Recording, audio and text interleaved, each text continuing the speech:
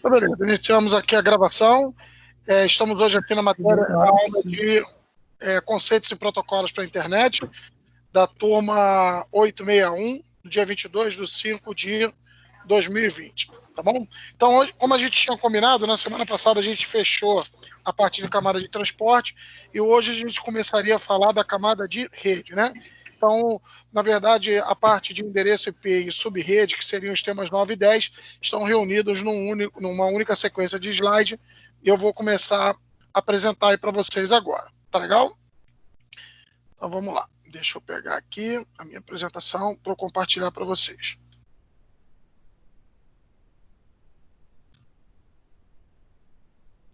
Compartilhar a tela toda, porque a gente vai precisar ficar indo para o Excel, então já deixa aí compartilhado. Então vamos lá.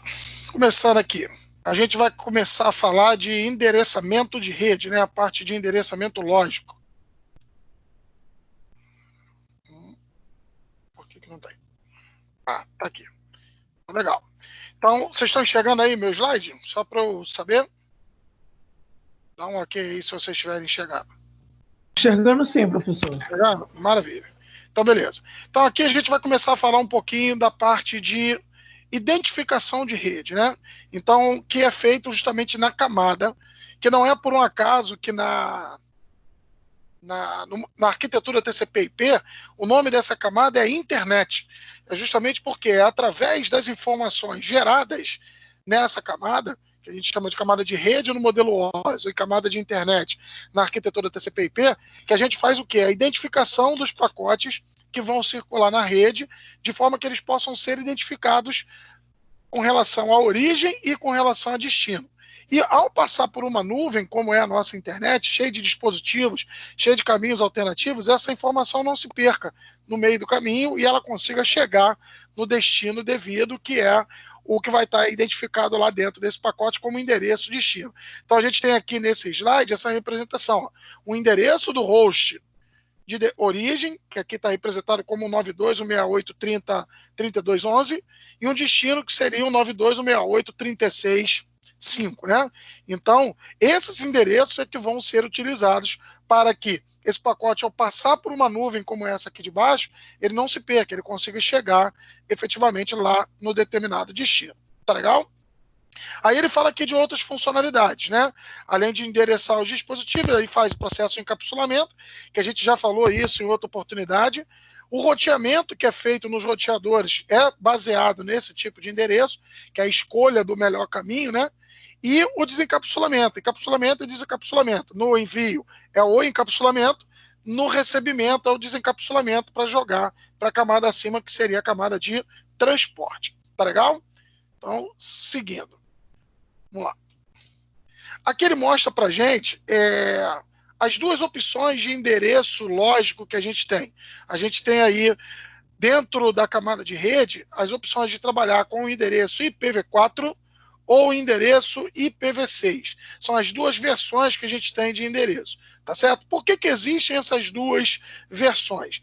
Na verdade, o que acontece é o seguinte: o endereço IPv4 ele foi criado há algumas décadas atrás, e na época que ele foi criado, a gente tinha uma noção de que, olhando aqui para esse cenário, esses 4 milhões de endereços aqui, ou 4 bilhões de endereços, não seriam, não acabaria nunca, porque a gente tinha pequenas redes conectadas na internet e a forma de representação possibilitava identificar 4 bilhões de estações diferentes. Então ninguém naquela época tinha a ideia de que isso um dia esgotaria. Só que isso aconteceu, essa rede cresceu muito. Hoje a gente consegue ver a dimensão da internet que a gente está conectado, a quantidade de máquinas ligadas. A gente tem a previsão de até 2021 ter 50 bilhões de dispositivos conectados na internet. Então, quer dizer, esses 4 bilhões já não atendem mais. Então, o que aconteceu? Por conta disso, surgiu um novo formato, né, de endereço, que é o IPv6, que hoje ele possibilita para a gente 341 decilhões de endereços. É só a gente olhar aí que a gente vai ver a quantidade de zeros que isso representa e a quantidade de estações que a gente pode representar. A gente pode ficar com a mesma ideia de que naquela década lá que o IPv4 foi criado, de achar que esse endereço aí nunca vai esgotar. Se a gente está falando de 50 bilhões em 2021, pô, eu nunca vou chegar a 340 decilhões com essa quantidade de zeros aí. Mas o que a gente não tem que levar em consideração é que o nosso cenário hoje é diferente. Se a gente parar para pensar hoje no conceito de internet das coisas, o famoso IoT, a gente sabe que em breve, se isso avançar mesmo na escala que tem avançado, a gente vai ter dezenas de equipamentos em cada residência conectada à internet. Aí você imagina isso numa escala mundial. A gente pode ter, sim, problemas com esse tipo de endereço mais à frente. Mas, por enquanto, não. Por enquanto, a gente olha esse cenário aí e imagina. Não, isso aí não vai faltar endereço nunca mais. Mas, na verdade, se a gente pensar assim, pode cair no problema que aconteceu com o IPv4 há alguns anos atrás. Porque o que aconteceu no IPv4? Como a gente tinha muito endereço, se dava o endereço, né, de uma forma assim muito tranquila. Por exemplo, o exemplo que eu sempre cito para os alunos, que a bibliografia cita, é que a primeira instituição de ensino aqui no Brasil a receber o endereço IP foi a antiga Universidade do Brasil, que hoje é a UFRJ, né? Essa universidade recebeu um endereço de classe B, que comportava 65 mil estações. Você imagina isso algumas décadas atrás, tipo 50, 60 anos atrás, você pensar que você está recebendo uma faixa de endereço que comporta 65 mil estações. Hoje, se a gente for na UFRJ, você não tem essa quantidade de estações lá dentro. Imagina 30, 40 anos atrás. Completamente inviável. Então era assim, dá esses 65 mil lá para eles não reclamarem mais, e não tem problema nenhum, a gente tem 4 bilhões de endereços. Só que isso acabou, a gente não tem mais, e hoje a gente precisa fazer um trabalho em conjunto. Boa parte da rede trabalhando com o IPv4 e uma pequena parte ainda trabalhando com o IPv6.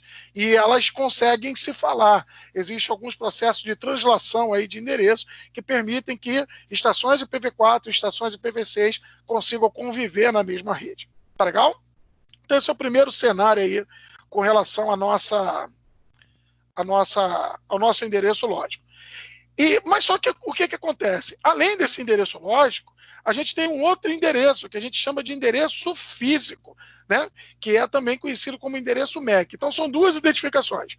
Endereço MAC, que é esse que a gente está falando agora, também conhecido como endereço físico, e endereço lógico, também conhecido como endereço IP. Então, minha primeira pergunta, eu queria saber, aí eu pediria que quem quiser falar pode abrir o microfone, vocês me dissessem por que uma estação na mesma rede, né, ele precisa ter essas duas identificações. Enquanto vocês vão falando, eu vou abrindo um outro negócio aqui para poder mostrar para vocês. Podem falar. O endereço lógico, eu acho que ele é utilizado para ele poder ser reconhecido dentro da rede. Tipo assim... Dá só uma parada aí, Hugo. Só uma parada aí. Repete essa frase para mim. O endereço lógico é utilizado para quê? O endereço lógico, ele é utilizado para poder ser reconhecido dentro da rede. Dentro da rede. É por causa do... Stop. A minha primeira pergunta é, por que ele não pode ser reconhecido com o endereço físico? O endereço físico é uma coisa exclusiva dele. Por que ele não pode ser reconhecido? Por que a gente não usa o endereço físico para fazer esse reconhecimento? Você está me dizendo que o objetivo é reconhecer. Veja bem, isso aqui é um brainstorm. A gente está discutindo para eu chegar onde eu quero, tá? Eu estou testando vocês para eu poder chegar onde eu quero. Mas vamos lá. Continua aí seu raciocínio. Tá, é exatamente isso que eu queria explicar. É porque, assim, o switch, ele não só consegue reconhecer endereço lógico. O switch não. O switch é o contrário. O switch enxerga endereço físico. É o MAC, no caso? O MAC, switch, a não ser que seja um switch Layer 3. Switch Layer 3, que aí é um outro tipo de equipamento e enxerga endereço lógico. Mas o switch, por si mesmo, ele reconhece endereço físico, endereço MAC. Tanto que a tabela que ele gera é chamada de tabela MAC. É de endereços físicos. Alguém quer falar alguma coisa diferente aí do Hugo? Caraca. Vamos lá. Peraí, deixa eu ver se no chat tem alguém colocando. O Lucas colocou aqui. Lucas, depois a gente conversa sobre isso aí. Dá um tempinho. No final da aula a gente fala.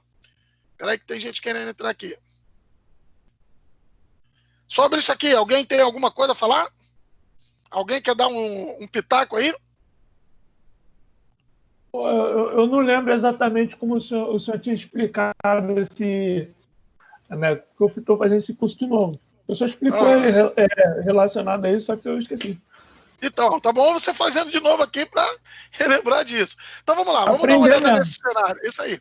Olha, vocês estão enxergando uma imagem aqui no meu Paint? Uma topologia de rede, está aparecendo para vocês? Sim, eu estou enxergando. Sim. Beleza, então vamos lá. Vamos analisar essa topologia aqui, que aí a gente consegue entender o motivo disso. Olha só. Olhando para esse cenário aqui, a gente tem aqui, ó, 4 sub-redes. Todas as 4 ligadas aqui a esse roteador. Tá legal? O roteador está aqui no meio e eu tenho 4 sub-redes. Ok? Considerando que a gente aqui nesse momento não tem endereço lógico ainda. Eu só tenho endereço físico. Imagina que ainda não surgiu a ideia de endereço lógico. Então, cada máquina dessa tem o seu endereço físico. Está representado aqui, ó. Por exemplo, o AA, o BBB aqui dessa estação, tá vendo? Isso são os seus endereços lógicos. Desculpa, endereço físico. Esses endereços físicos são representados em caracteres hexadecimais. Então, ele pode ter número de 0 a 9 e depois de A até F. Então, se a gente reparar, todas essas estações têm o seu endereço físico. Para tornar a situação bem crítica, eu coloquei aqui 4 segmentos de rede bem grandes. Cada segmento desse com 1000 estações. Então, observa aqui, ó, 1000 estações. Ó, 1000 estações aqui, 1000 estações aqui e assim por diante. Vamos imaginar que esse roteador aqui, para que ele possa fazer o encaminhamento desses dados, ele precisa ter a identificação de todas essas estações. Então, quantos endereços esse roteador aqui vai ter? 4.000 endereços. Nesse cenário que a gente está vendo aí. Ele tem 4.000 endereços. Para quê? Quando a estação A quiser mandar alguma coisa para a estação, sei lá, E aqui em cima, ele precisa passar pelo roteador e o roteador tem que identificar que a estação E é uma das 4.000 estações e está ligada nessa porta do roteador. Para quê? Para ele receber a informação aqui e encaminhar para esse segmento da rede. Tá legal? Então, imagina o roteador, hoje um dispositivo de interconexão, nessas 4 redes aí, trabalhando com 4.000 endereços. Cada pacote que passa por esse roteador, ele tem que olhar essa relação de 4.000 endereços, até encontrar onde essa estação se encontra, para depois, a partir daí, ele fazer o encaminhamento desses dados. Isso funcionaria, nesse cenário aqui, 4.000 endereços, sim. Mas coloca isso numa escala maior, por exemplo, como a internet, que a gente tem hoje mais do que 4 bilhões de estações. Quantos endereços esse roteador teria que ter na internet? Mais de 4 bilhões. Então, quer dizer, esse equipamento, por maior capacidade de processamento que ele tivesse, não daria conta desse trabalho. Ele poderia ser o roteador top lá da Cisco, que não daria conta. Era muita informação para ele armazenar e para ele gerenciar na hora de fazer o encaminhamento. Desculpa, o encaminhamento de dados. Então, não funcionaria dessa forma. O que a gente precisaria fazer aqui? Ter uma outra forma de identificar. Foi daí que surgiu. A rede foi crescendo, crescendo, e surgiu uma outra forma de identificação, que é o que a gente vai ver aqui agora. Então, vamos lá. O endereço lógico, deixa eu apagar essas marcações que eu fiz aqui. O endereço lógico veio com o seguinte formato. A gente vai ver daqui a pouquinho que ele é composto de 32 bits, que são representados em 4 números em decimais. Então vamos colocar aqui esses números, vamos fazer uma representação aqui bem parecida com o que a gente está acostumado a ver. Vou botar aqui. Essa estação A vai ser o endereço dela 192. Deixa eu botar em vermelho, que a gente destaca melhor. Olha aqui. Vou botar lá, 192.168.10.10 vai ser essa estação. E essa daqui de baixo eu vou colocar um outro endereço parecido. 192.168.10.20. Tá legal? Essa daqui de baixo eu vou mudar um pouquinho. Eu vou botar 192.168.100.10. E a D aqui eu vou colocar 192.168.100.20, por exemplo. Coloquei esses endereços, estou colocando endereços assim para vocês por enquanto de forma aleatória. Aqui em cima, vou colocar outro endereço, outra faixa de endereço diferente. Vou colocar aqui, ó, 172.16.30.15. E aqui embaixo eu vou botar, ó, 172.16.100.95. E aqui, nesse último segmento de rede, na verdade eu estou fazendo uma representação aqui como se eu estivesse identificando as 1000 estações, tá legal?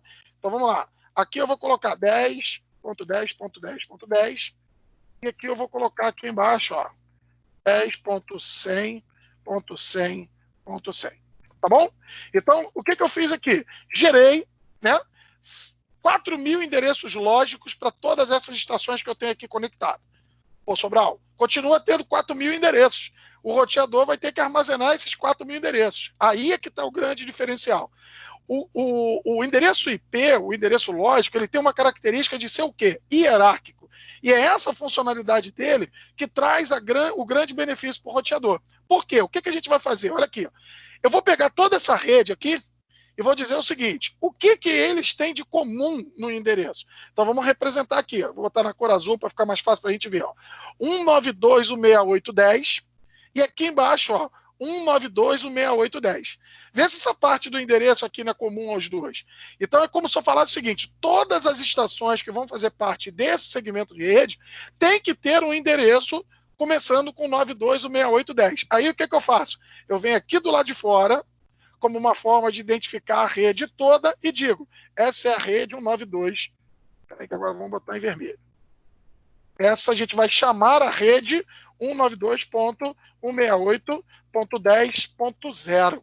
Por que o zero? O zero aqui eu estou colocando como uma parte do endereço que é variável. Como é que a gente vai fazer a leitura disso a partir de agora? O endereço dessa máquina aqui agora é a estação 10 da rede 192.168.10. Essa aqui embaixo é a estação 20 da rede 192.168.10. Tá legal? Espera aí que eu acho que tem gente querendo entrar aqui. Tem, Rião. Ok? Então, assim, essa estrutura é que vai trazer esse benefício, daqui a pouco a gente vai ver como. Vamos aqui para baixo. Ó. Essa daqui de baixo, como é que ficaria? Espera aí que meu mouse sumiu. Já apareceu. Tá aqui, ó. Vou botar aqui embaixo. Esses endereços aqui, o que eles têm de comum? Quem é que pode falar aí para mim? Só para poder me ajudar e ver se vocês estão entendendo. Qual deles? Na segunda rede? Esse aqui, na segunda de baixo. Qual é a parte comum? É, o 192.168.100. 192.168.100, beleza. E aqui embaixo também é 192.168.100. Então eu posso chegar aqui do lado de fora e dizer que essa rede vai estar identificada como? Como a rede 192.168.100.0. Aí o que eu tenho? Ó, a estação 10 da rede 192.168.100, a estação 20 da rede 192.168.100. Tá legal? Vamos ver nessa daqui de cima. Essa aqui vai mudar um pouquinho. Qual é a parte aqui que é comum para os dois? Quem é que pode me falar? É o 172.16. Só 172.16. Os outros dois números são diferentes, não é isso? Então, minha rede vai ser 172.16.0.0. A parte variável. Como é que a gente lê isso agora? Olha aqui, ó. Estação 3015 da rede 172.16. Espera aí que tem gente entrando. Tá vendo aqui, ó? 3015 da rede 172.16. 195 da rede 172.16.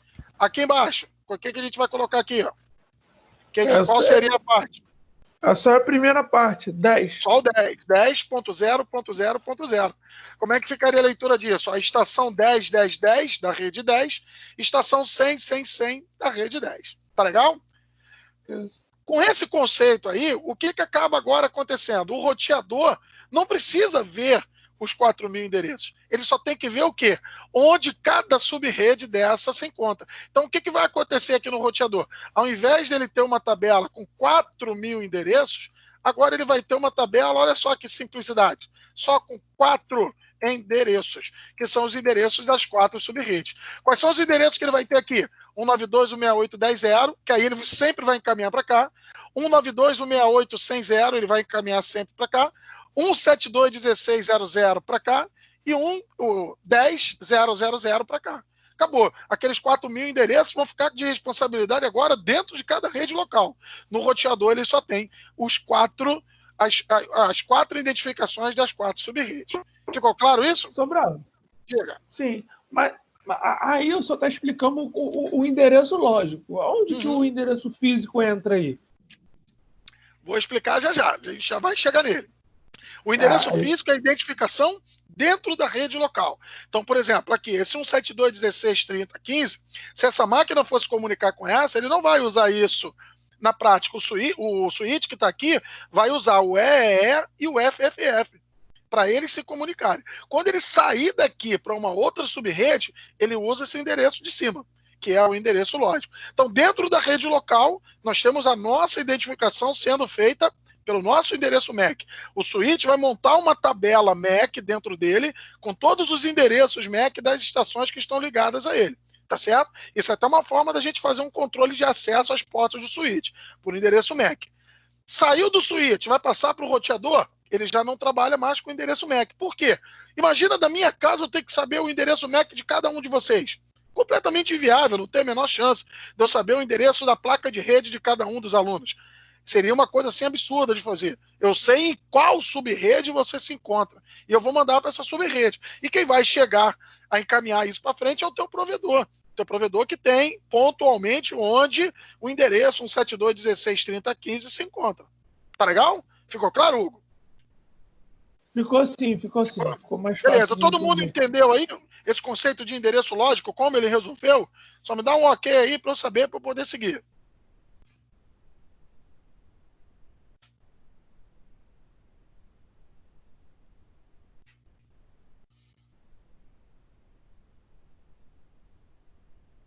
Ok, beleza. Então tá lá, vamos continuar aqui, vamos voltar agora lá no nosso slide. Chegamos aqui no nosso slide, né? Espero que vocês já estejam vendo aí de novo. Então ele volta a falar de endereço físico. Então ele bota lá, o endereço físico é um endereço que é composto aqui de 48 bits e são expressos com 12 números hexadecimais. Eu coloquei aqui naquele mesmo slide, para a gente poder ver, uma representação de um endereço físico. Ele, na verdade, para a máquina, ele é uma sequência de 48 bits. Para nós, como usuários, ele aparece desse jeito que está aqui. Ó. Olha aqui, vê se vocês conseguem enxergar aqui. Ó. Deixa eu ver se eu consigo fazer uma marcaçãozinha aqui, onde é uma marcação mais forte. Ó. Aqui, o vermelho. Uma marcação laranja ali de endereço. Isso, aqui. Aqui, ó. Vê se vocês estão vendo esse vermelhinho aí que eu botei agora.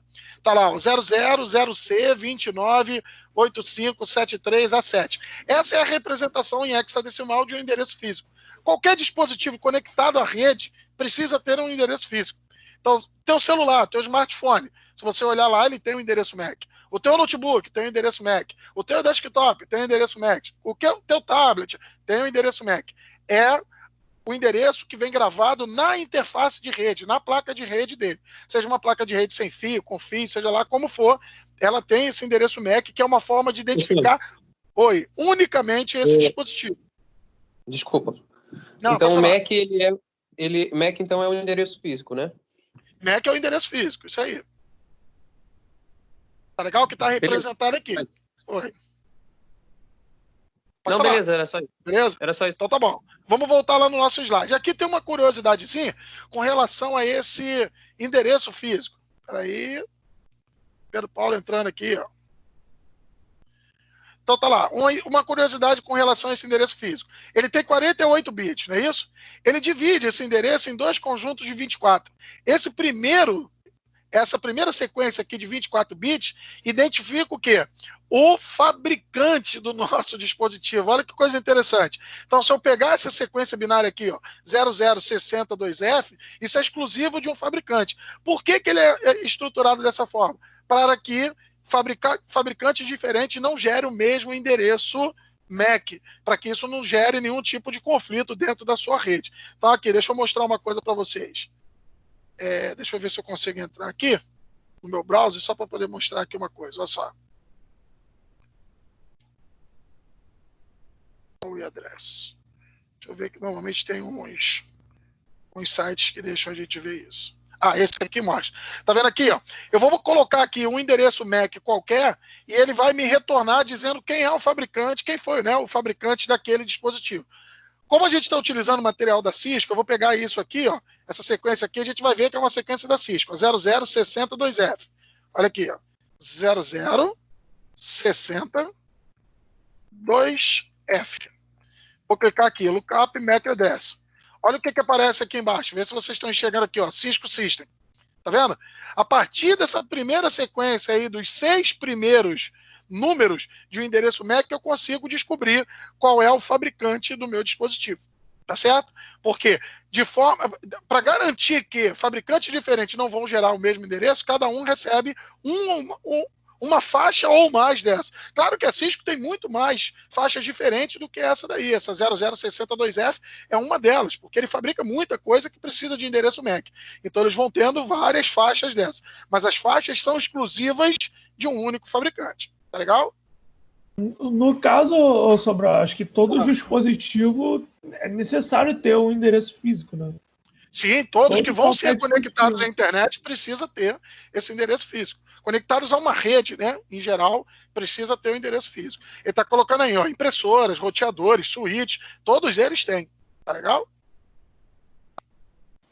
Entendi. Vamos nós. Ele não quer ir agora, não sei porquê. Aí é que ele mostra pra gente uma representação física dessa, então tá lá, ó, 009021. Certamente esse aí vai ser de algum dispositivo também, tá legal? De algum fabricante também.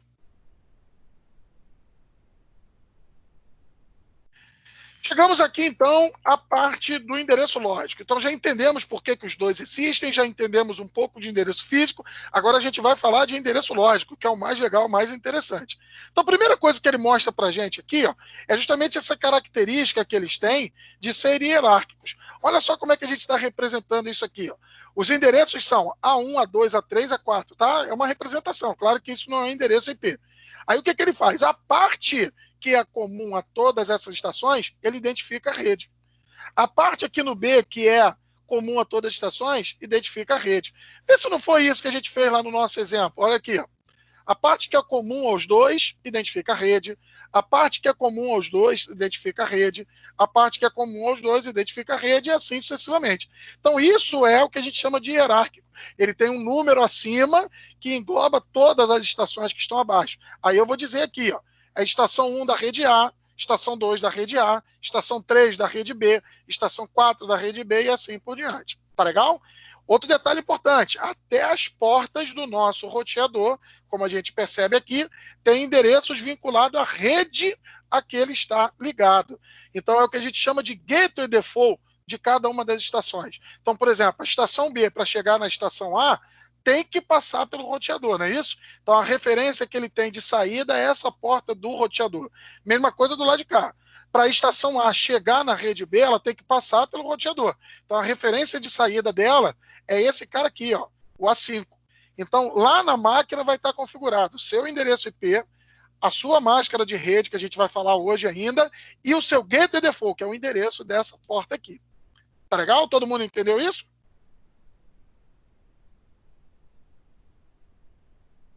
Sim, eu consegui entender. Show de bola. Então vamos lá. Voltando aqui para o nosso slide. Chegamos aqui à estrutura do nosso endereço IP. Então tá lá, o nosso endereço IP é composto de 32 bits. O que a máquina enxerga é isso aqui, ó, essa sequência binária. Tá legal? 32 bits. Só que para nós, como usuários, esses números são enxergados assim, ó. 192, 168, 118, 192, 168, 19 e assim por diante. Como é que a gente faz essa conversão da máquina, como a máquina enxerga e como a gente enxerga? E assim, é necessário a gente entender isso porque a gente vai precisar fazer uma conta disso depois. Então vamos lá no Excelzinho que eu criei aqui para a gente poder ver isso. Espera aí.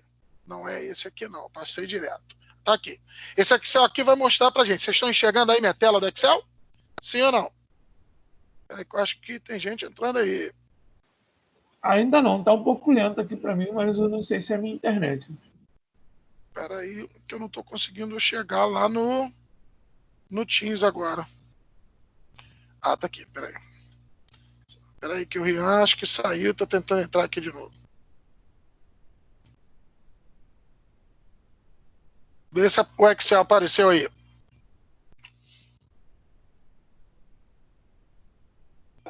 Ainda não, para mim ainda não. Aqui apareceu. Apareceu? Então vamos lá. Vamos mandar bala aqui.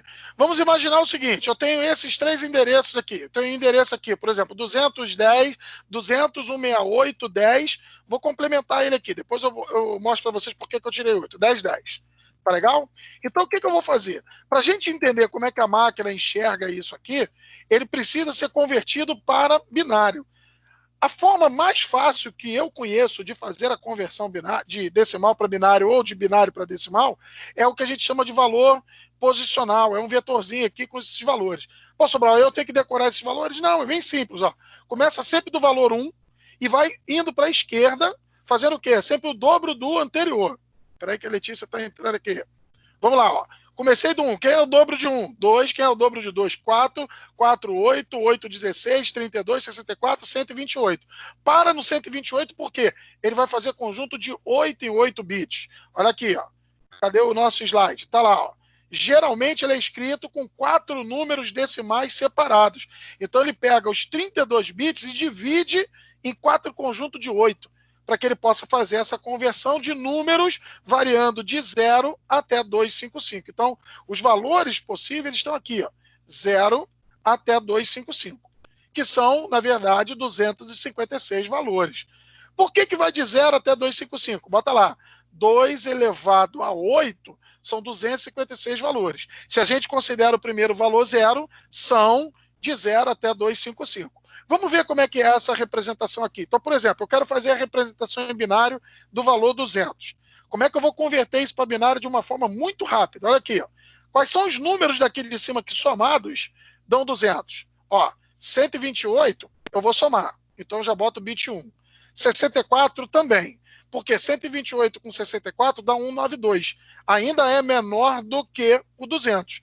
192 mais 32 ultrapassa, 192 mais 16 ultrapassa, 192 mais 8. Fechou os 200. Fechou aqui, o restante eu preencho tudo com 0. Opa, acabei botando 0 aqui também. Então aqui é 0, 0, 0, 0. Está feita a conversão do decimal 200 para binário, seguindo uma sequência de 8 bits. É 1, 1, 0, 0, 1, 0, 0, 0. Que aí, se você converter isso daquela forma que vocês aprenderam lá em arquitetura de computadores com o professor Mário Monteiro, vocês vão ver que funciona perfeitamente. Tá legal? Todo mundo entendeu aí? Vamos fazer uma outra? Olha aqui, ó. Deixa eu abrir aqui. Eu queria que o senhor pudesse me explicar mais uma vez, que eu fiquei um pouco bugado. Porque está um pouco lento aqui para mim, eu não consegui entender muito bem. Olha aqui, vamos fazer outra. Vamos pegar aqui, ó, o número 168. Tá legal? 168. Como é que eu vou converter 168 para binário? Somando esses números aqui. Então, ó, 128, eu já vou somar. Se eu botar 128 e 64, ultrapassa de 168, vai a 192. Então, 64 eu não posso usar. Ó, de 128 para chegar a 168 são o quê? Falta quanto? 40. Quais são os números somados aqui que dá 40? Ó, 32 e 8. Vê se 32 mais 8 mais 128 não vai dar 168. Faz as contas aí.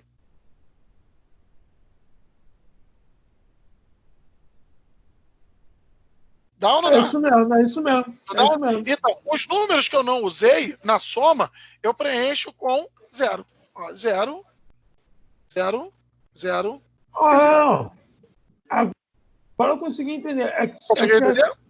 Se eu pegar essa sequência aqui de 128, 64, 32, de forma decrescente até o número 1, eu preciso somar eles para ver se dá o número aqui que está pedindo aqui no IP, é isso? Isso aí. Vamos ver um número bem pequenininho aqui, o 10. Vou botar aqui o 10 agora. Ó.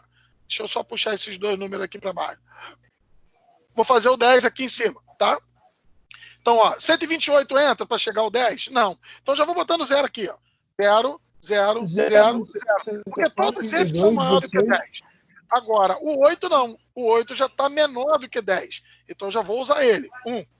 Se eu botar o 4, ultrapassa. Então, o 4 não entra. É o 2. É o 8 e o 2 que vai ficar com 1 e 0. O resto tudo 0.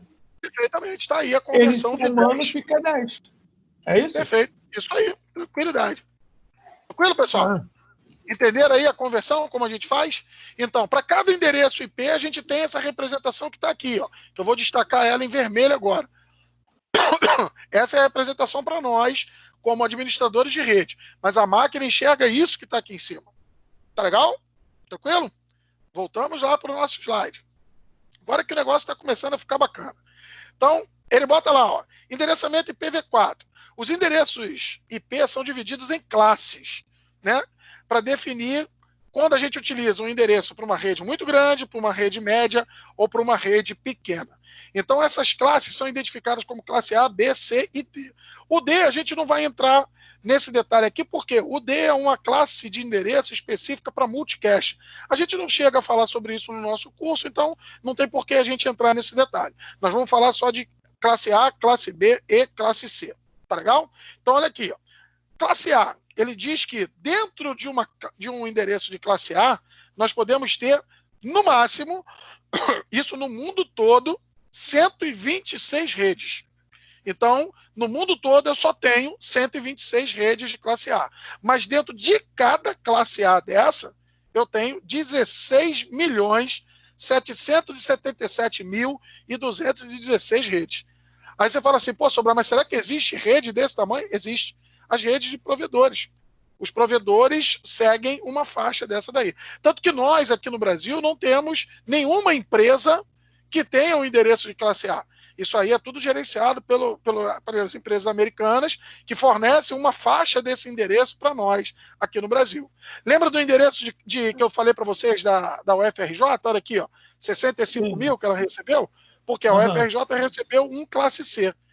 Então eram 16 mil redes, né? 16.384 redes. Dentro de cada rede dessas, 65 mil estações. O endereço desse foi dado para a UFRJ. Sobral, fala, Hugo. Chega. Deixa eu te fazer uma pergunta. Para mim, por exemplo, para mim descobrir quantos hosts tá dentro da rede B, por exemplo, eu tenho que pegar esses 65 mil, 66 mil aproximadamente, vezes 16.384, é isso? Perfeito. Aí você vai saber quantas estações são identificadas com um endereço de classe B qualquer. Tá. Aí você vai pegar todas as faixas de endereço IP. Tá bom? Vamos lá, para o classe C. Classe C é diferente. Ó, as redes são bem menores. Eu tenho redes de, no máximo, 254 estações. Tá? Mas, ao todo, que a gente tem distribuído aí no mundo todo, são 2.097.152 redes de classe C. E eu vou dizer para vocês, esses endereços todos já esgotaram. Não existe mais hoje nenhum endereço de classe A, classe B ou classe C desse totalmente disponível. O que acontece hoje? Né? Por exemplo, vamos supor que eu aluguei lá um endereço de classe C para minha empresa, mas só na minha empresa só tem 50 estações. Só que o endereço que eu estou alugando tem 254 endereços. Né? O que eu vou fazer com os outros 200? Se eu só usei 50, vou deixar desperdiçado? Antigamente se fazia isso. Hoje não mais. Com o conceito de subrede, a gente divide essa faixa de endereço e aluga algumas faixas de endereço dessas para outras empresas.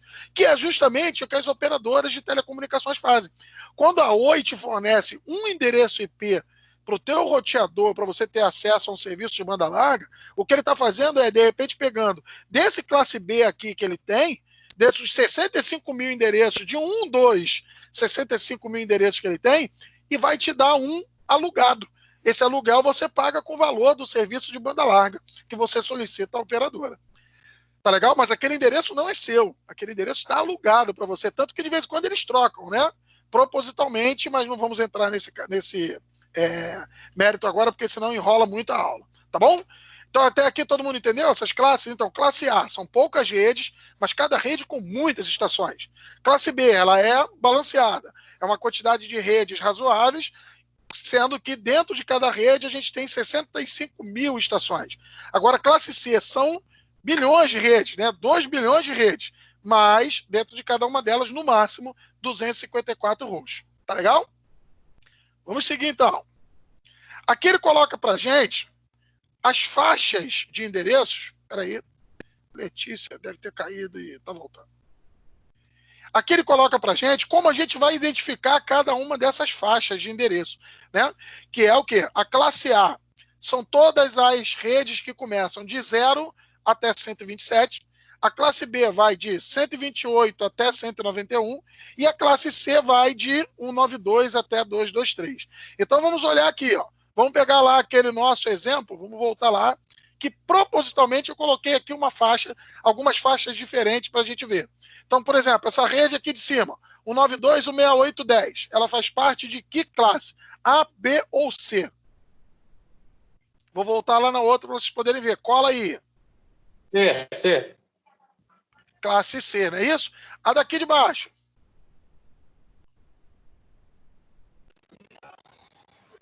Qual? Não tô vendo. É classe Aqui, B. ó, a 192 é do 6810. É classe o quê? Classe C. Classe C também. essa Essa também, daqui de cima. 172 1600. É classe A ou classe B? Aí já Ou é classe B. C? B. Essa é B. E a daqui de baixo, a 10000. É A. É a classe A. Tá legal? Então veja que a gente tem um tratamento diferenciado para cada uma delas. A gente começa a ver pela identificação. Olha lá, a classe C tem 3 números identificando os endereços de classe C. Classe B só tem 2 números. E a classe A só tem 1 número identificando. Por quê? Olha aqui, a classe A, eu tenho a rede 10, mas tem 3 bits para representar. 3 bits não, desculpa, 3 octetos para representar. 3 vezes 8, 24. Seria o quê? 2 elevado a 24 opções de endereços que a gente tem. Por isso a gente tem aquele número tão grande que a gente viu aqui, que é 16.777.216. Tá legal? Então voltamos aqui. Oi, Hugo, fala. Não, eu fiquei impressionado com a quantidade de limitações dentro da rede. É isso aí. Então aí, o que vai identificar cada uma dessas classes é justamente esse primeiro número, que vai nos dizer se ela é uma rede de classe A, uma rede de classe B e uma rede de classe C. Para que a gente precisa saber? Oi, fala aí. Só que surgiu uma dúvida aqui. Então, o IPv6, ele veio não veio, na verdade, claro que ele veio para suprir, mas o IPv6 ele não tem essa questão de classe, né? Não tem mais isso. A estrutura do endereço de IPv6 é completamente diferente. Completamente. Na próxima aula, dependendo de como for a nossa aula, eu vou ver se eu mostro para vocês como é que é a estrutura de um IPv6. Completamente diferente. Entendi, mas não tem mais esse negócio de classe A, B e C, não, né? Totalmente diferente. Então, deixa eu te adiantar uma coisa. É o Lucas que está falando? Lucas, é o seguinte, hoje, nas redes locais, a gente praticamente aboliu esse conceito de classe A, classe B e classe C, para a gente poder fazer um uso melhor dos endereços IPs ainda, o IPv4. Antes de surgir o IPv6, uma forma da gente fazer um melhor uso do IPv4 foi justamente abolir essas classes. Então, por exemplo, hoje a gente tem protocolos de roteamento que são classe full. O que é o classe full? Ele considera as classes A, B e C, e tem protocolo de roteamento para ser mais eficiente, que eles são classless, que eles não têm classe. Tudo está dentro de um bolo só. Aí eu precisaria ter mais algumas aulas com vocês para explicar isso. Mas só para você ficar com a ideia correta, até no IPv4, para alguns cenários de rede, né, a gente nem considera mais essas classes A, B e C. Tá legal? Sobral. Beleza. Fala, Hugo. O que é um loopback? Eu li aí loopback, agora no slide. O que acontece? Deixa eu mostrar uma coisa para vocês poderem entender o loopback. O loopback, eu vou falar daqui a pouquinho, ele é um endereço reservado. Todo e qualquer endereço que começa com 127, ele não pode ser utilizado para identificar nenhuma estação de trabalho, porque ele foi reservado lá no início para uma atividade chamada de loopback. Vou mostrar para vocês o que é o loopback. Olha aqui. Deixa eu ver. Eu estava com o meu Packet Trace aberto. Tá aqui. Tá aqui. Eu estava com o Packet Trace que eu estava dando uma aula antes de vocês. Olha só. Vocês estão enxergando meu Packet Trace aí? Sim. Enxergando. Sim. Então, olha só o que eu vou mostrar aqui para vocês. Eu vou colocar aqui dentro uma estação de trabalho. Essa estação de trabalho não está vinculada a ninguém. Tá vendo? Vou botar aqui em cima, só para a gente poder ver o endereço. Essa está com o endereço? Tá, 230.15.10. Esse é o endereço dessa que está aqui na rede amarelinha. Se eu tentar fazer um ping dessa máquina para lá, olha o que vai acontecer. Vou dar um ping aqui. Ping 200.30.15.10, que é aquela estação que está lá. Olha o que vai acontecer. Ele vai ficar ali parado e vai dizer que o destino é inalcançável. Quer ver? Daqui a pouco ele vai me mostrar isso aí. Espera aí que tem gente entrando. Não, aqui não. Opa, cadê? Aqui. Tem o Rian e tem a Letícia. Voltemos aqui. Ó. Tá vendo? Ó, ele não saiu daquela tela lá. Por quê? Ele não sabe nem para onde caminhar. Se a gente olhar aqui no cenário... Eu passei direto. Muita janela aberta. No cenário ele não está ligado a ninguém. Então ele não consegue encaminhar dados nenhum. Mas vou dar o Ctrl C aqui, interrompi. Agora eu vou fazer aqui um ping. Olha só. 127.0.0.1. Uma rede começada por 127. A máquina continua não ligada a ninguém. Olha lá. Ó. Olha o que vai acontecer. Ah, ele não vai mandar não. Sabe por quê? Espera aí. Eu esqueci de configurar o endereço IP dele. Eu tenho que botar o endereço IP. Ah, ele tem que ter um endereço. Isso. Vamos ver aqui. Ó. Cadê? Desktop. Voltamos aqui no Run. Olha lá, aqui ele já foi. Vou fazer de novo, ó. Para o 127. Ping 127.0001. Ó. Olha lá ele enviando o pacote. Aí tu fica assim, caramba, como é que esse cara está enviando alguma coisa para algum lugar se ele não está ligado a ninguém? Esse 127 é uma faixa de endereço de loopback. Como é que ele funciona? Ele simula um envio e simula um recebimento. É um endereço utilizado para testar a tua própria interface física. Vocês que são do curso de análise, certamente lá no futuro vocês vão estar desenvolvendo aplicações cliente-servidor. Antes de vocês botarem esse software, né, essa aplicação para rodar no ambiente real, você vai ter que testar isso no ambiente local. Um servidor sendo acessado por um cliente, normalmente a gente utiliza o endereço de localhost. Não sei se alguém já fez alguma programação utilizando o localhost, que é o quê? É um endereço qualquer, começado com 127. Ele está testando a tua própria máquina. Nesse caso aqui, com o 127, ele está simulando o envio e simulando o recebimento. Aí ele diz, ó, 4 pacotes enviados, 4 pacotes recebidos e 0 perdido. Significa que a tua placa está funcionando. Você não está garantindo conectividade nenhuma com a rede. Tá legal? Conseguiu entender o loopback? Entendi. Maravilha. Isso é o que a gente chama de endereço reservado. É um endereço que tem uma função específica e não pode ser aplicado a nenhuma estação de trabalho dentro de uma rede. Só para essa finalidade aí. Né? Então vamos lá. Que horas tem? Me perdi aqui no horário. Faltam 6 minutos.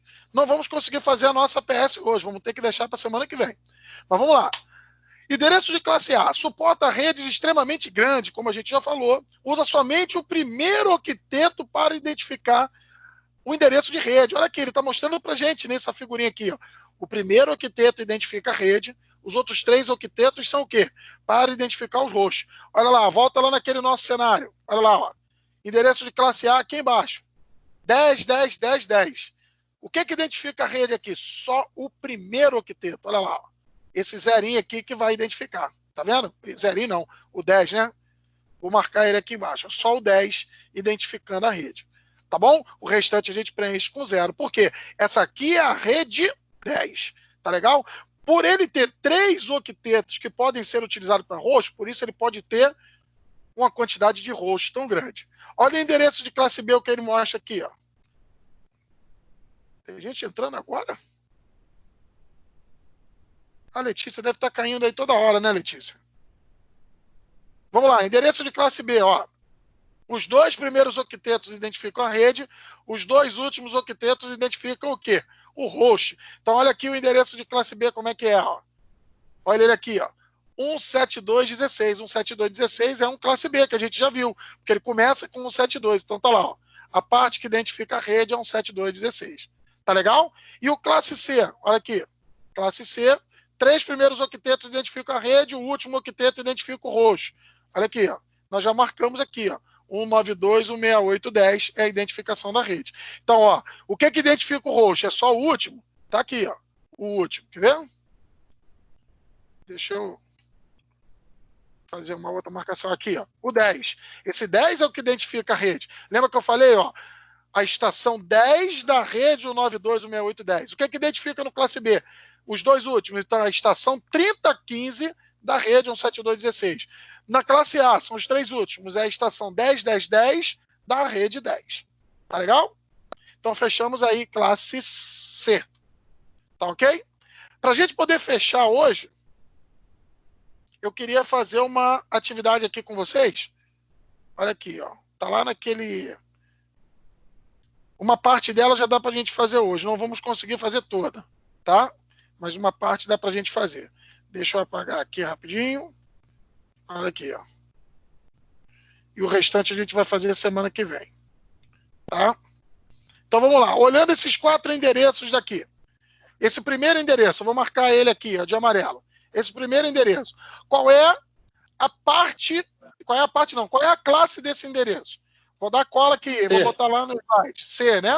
Nem precisei da cola, todo mundo já viu. Beleza, então vamos colocar lá. A classe dele é classe C, né? Vou botar aqui maiúsculo. A identificação dessa rede, como é que ficaria a identificação dela? 200.30.15.0. Não podemos esquecer do número aí. Que ele fecha a identificação dizendo que o último octeto é o variável. E qual é a identificação do roxo aqui? 40. É o 40. Maravilha, todo mundo entendeu? Vamos lá, vamos para esse aqui do lado. Esse do lado é o quê? Classe A, classe B ou classe C? É o classe B. Classe B. É isso que vai de... Ai, caramba, de 128 até 191. Então vamos lá, identificação da rede, como é que fica? 190.30.0.0. Beleza. E a identificação do host? É o 45.100, é isso? 45.100. Legal, tranquilo. Professor, aí não seria 0.0.45, não, né? Não. A estação é só mesmo a parte que identifica a estação. Não precisa do 00 antes, não. Tá legal? Então, o que ficou faltando para a gente fechar aqui? Só o que é o endereço de broadcast, o que é máscara de rede e o tipo. O tipo a gente vai falar de endereço público e privado na próxima semana. Aí a gente consegue fechar a nossa matéria. Aí o que eu vou fazer com vocês? Máscara do senhor já falou, não? Como é que é? É porque eu não peguei o começo, então broadcast máscara do senhor não falou. Não, ainda não. Isso a gente ainda vai ver. São os próximos slides aqui. Quer ver? Eu vou mostrar. Ó. Aqui a gente vai falar de endereço de rede, que a gente já viu. Vamos falar de broadcast aqui. E vamos falar dos endereços públicos e privados, que é onde a gente vai fazer essa classificação do tipo aqui de baixo. Tá vendo? E por último, a máscara, que essa daqui é a máscara de subrede padrão. Aí a gente termina a nossa matéria aqui. Então, semana que vem, o que eu vou fazer? Vou fazer isso aí. Nós vamos fazer 2 atividades, tá certo? Que vão valer como a nossa APS. Cada atividade dessa valendo 1 ponto semana que vem. Tá bom?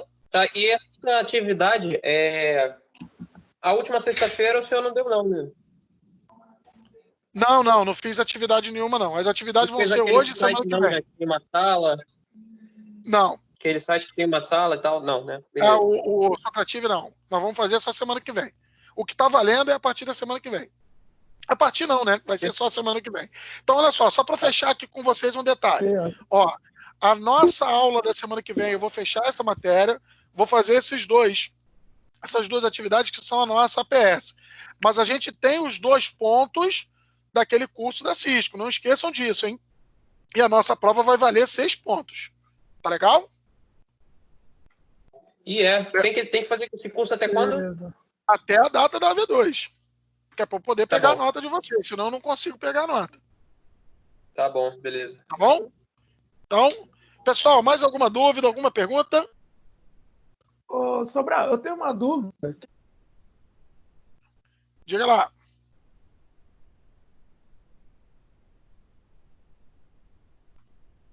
Caiu, Hugo?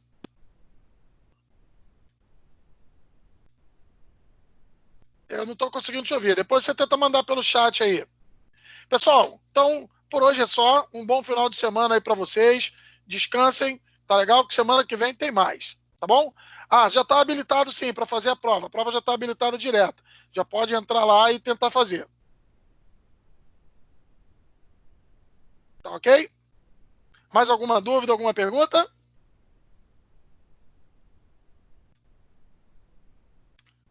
Lucas Cavalheiro não consegue acessar a prova? O que está dando de erro lá, Lucas?